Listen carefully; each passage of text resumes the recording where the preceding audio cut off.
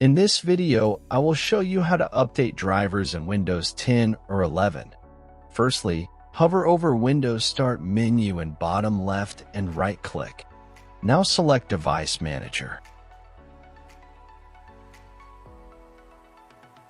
In Device Manager, you can click on device type you would like to update. I will click on Camera. Drop-down will show all devices connected to your computer. Right-click on device you would like to update drivers for, and click on Update Devices. Now in new pop-up you have two options. You can use drivers from your computer if for some reason you don't have access to internet or you want specific drivers.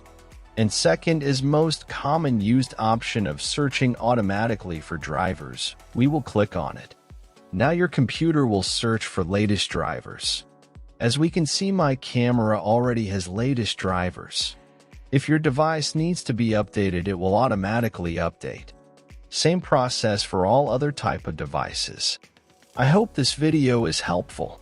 If it was, give it thumbs up and consider helping me reach 1,000 subscribers so I can make more tutorials. Thanks for watching.